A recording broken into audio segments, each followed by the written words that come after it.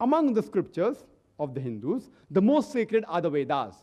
There are basically 4 Vedas: the Rig Veda, the Yajur Veda, the Sam Veda, and the Atharva Veda. If you read the Yajur Veda, it's mentioned in chapter number 32, verse number 3, Natasya Pratima Asti. Of him there is no image. Almighty God has got no images. It's mentioned in the Yajur Veda, chapter number 40, verse number 8, that Almighty God is bodiless and pure. And the next verse of Yajur Veda, chapter number 40, verse number 9 says that Andhatma Pavishanti ya asambhuti mupaste, that they are entering darkness, those who worship the asambhuti. Asambhuti means the natural things like air, water, fire. And the verse continues, they are entering more in darkness, those who worship the sambhuti. Sambhuti are the created things like chair, table, idols, etc. Who says that? Yajur Veda, chapter number 40, verse number 9.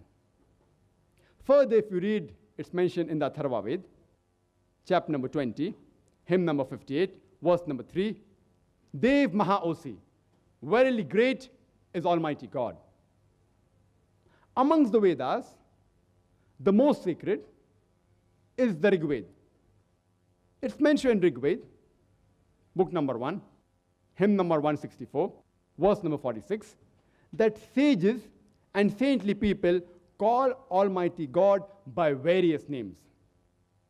And if you read Rig Veda, book number 2, hymn number 1, there are various attributes given to Almighty God. One amongst them, it's mentioned in Rig Veda, book number 2, hymn number 1, verse number 3, Brahma. If you translate Brahma into English, one of its meaning is the creator. If you translate into Arabic, it means Khalik. We Muslims have got no objection if someone calls Almighty God as Khalik or creator or Brahma.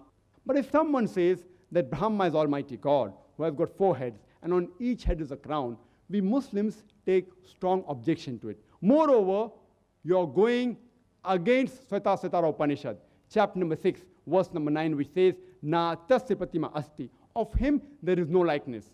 You are giving an image to Almighty God.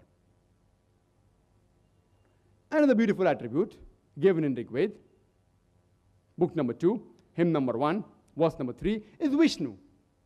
If you translate Vishnu into English, one of its meaning is the sustainer, the cherisher. If you translate into Arabic, it means Rabb. We Muslims have got no objection if someone calls Almighty God as Rabb, or sustainer, or cherisher, or Vishnu. But if someone says that Vishnu is Almighty God, who has got 4 hands, and one of his hands is the chakra, the discus, and one of his hands is the lotus, we Muslims take strong objection to it. Moreover, you're giving an image to Almighty God. You're going against Yajur Veda, chapter number 32, verse number 3, which says, Na tasya pratima asti. Of him there is no image. It's mentioned in Rig Veda, volume number 8, chapter number 1, verse number 1. Ma chidanyadi sansad. All praises are due to him alone. Worship him alone. It's mentioned in Rig Veda, volume number 6, hymn number 45, verse number 16. Ya ek it mushtihi. There is only one God. Worship him alone. And the Brahma Sutra, the fundamental creed of Hinduism, is Ekam Braham Dustya Naste. Niya Naste Kinchan. भगवान एक ही है, दूसरा नहीं है, नहीं है, नहीं है, जरा भी नहीं है. There is only one God, not a second one, not at all, not at all, not in the least bit. So if you read the Hindu scriptures, you should understand the concept of God in Hinduism.